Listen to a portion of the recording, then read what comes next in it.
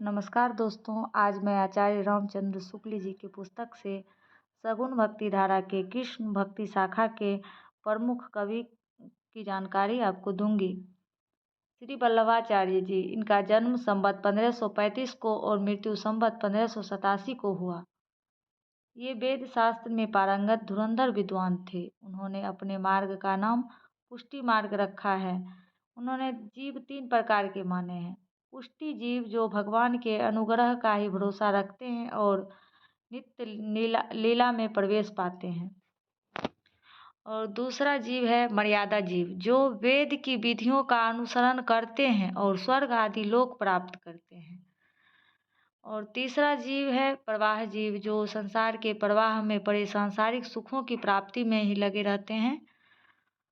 वल्लभाचार्य जी के मुख्य ग्रंथ ये हैं: पूर्व मीमांसा भाष्य, उत्तर मीमांसा या ब्रह्मसूत्र भाष्य, जो अनुभाष्य के नाम से प्रसिद्ध है।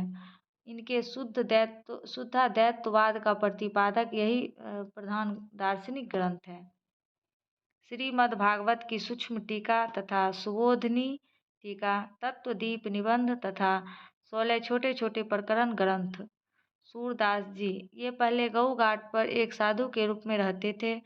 वल्लभाचार्य जी के दर्शन करने गए तो उन्हें अपना बनाया एक पद गाकर सुनाया। उनकी सच्ची भक्ति और पद रचना की निपुणता देख वल्लभाचार्य जी ने उन्हें श्रीनाथ जी के मंदिर की कीर्तन सेवा सौंपी। इनकी रचना है सुर सागर साहित्य, सुर सारावली, सुर साहित्य लहरी। सुर सागर में भागवत के 10वें स्कंद की कथा संक्षेपता इतिवृत्त के रूप में थोड़े से पदों में कह दी गई है।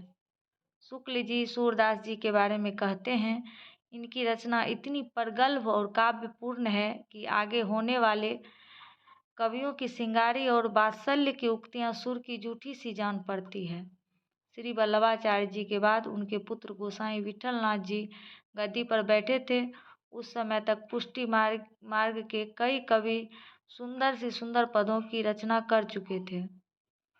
इससे गोसाई विठलनाथ जी ने उनमें से 8 सर्वोत्तम कवियों को चुनकर अष्टछाप की प्रतिष्ठा की। अष्टछाप के 8 कवि हैं, जिनमें 4 शिष्य वल्लभाचार्य जी के हैं तथा 4 शिष्य विठलनाथ जी के। वल्लभाचार्य जी के शिष्य हैं सूरदास, कुंभन दास, परमानंद दास और कृष्णदास। विठलनाथ जी के शिष्य हैं शीत स्वामी, गोविंद स्वामी, चतुर्भुज दास और नंददास। कुंभन दास ये भी अष्टछाप के कवि हैं और परमानंद जी के ही समकालीन थे। वे पूरे विरक्त और धन मान मर्यादा की इच्छा से कोसों दूर थे। एक बार अकबर बादशाह के बुलाने पर इन्हें फतेहपुर सीकरी जाना पड़ा, जहां इनका बड़ा सम्मान हुआ, पर इसका इन्हें बराबर खेद रहा। वहां से वापस आकर इन्होंने ये पद रचे: संतन को कहाँ सीकरी सो काम, आवत मुख पनहैया टूटी, बिसरी गयो हरि नाम। इनका कोई ग्रंथ अब तक नहीं मिला है। फुटकल पद अवश्य मिलते हैं, जो है: तुम नीके दुहत जानत गैया, चलिए कुबर रसिक मनमोहन, लागे तिहारे पैया।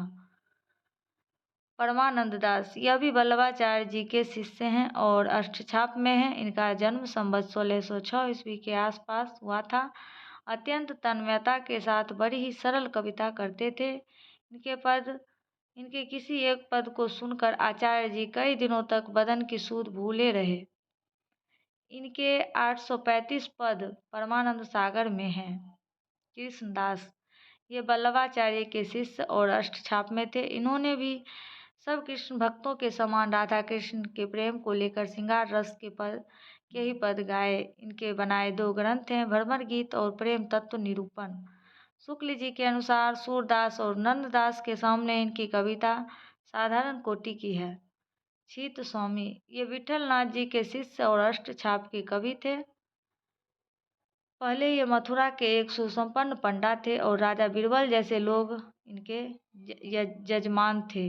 इनके पदों में श्रृंगार के अतिरिक्त ब्रज भूमि के प्रति प्रेम व्यंजना भी अच्छी पाई जाती है। भोर भये नवकुंज सदन में, आवत लाल गोवर्धन धारी, लटपट पाग मरगजी माला, शिथिल अंग डगमग गति न्यारी। गोविंद स्वामी ये अंतरी के ब्राह्मण थे। विरक्त की भांति आकर महावन में रहने लगे। बाद में गोस्वामी विट्ठलनाथ जी के शिष्य हुए। इनके पदों को देखकर इन्हें अष्टछाप में लिखा। ये गोवर्धन पर्वत पर रहते थे और इनके पास ही उसके पास ही इन्होंने कदम्बों का एक अच्छा उपवन लगाया था, जो अब तक गोविंद स्वामी की कदम्ब खड़ी कहलाता है। ये कवि होने के अतिरिक्त बड़े पक्के गवैये थे। तानसेन भी कभी कभी इनका गाना सुनने के लिए आया करते थे। चतुर्भुज दास ये कुंभन दास जी के पुत्र और गोसाई विट्ठलनाथ जी के शिष्य थे। ये भी अष्टछाप के कवियों में हैं और इनकी भाषा चलती और सुव्यवस्थित है। इनके 3 ग्रंथ हैं, द्वादश यश, भक्ति प्रताप तथा हितजू को मंगल। नंददास ये सूरदास जी के प्राय समकालीन थे और इनकी गणना अष्टछाप में है। इन्होंने गोसाई विट्ठलनाथ जी से दीक्षा ली। अष्टछाप में सूरदास जी के बाद इन्हीं का नाम लेना पड़ता है।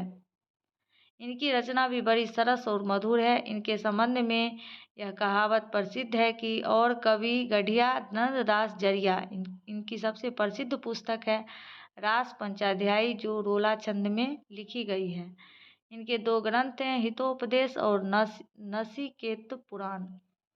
इनकी 4 पुस्तकें प्रकाशित हुई है, रास पंचाध्यायी, भ्रमर गीत, अनेकार्थ मंजरी, अनेकार्थ नाम माला।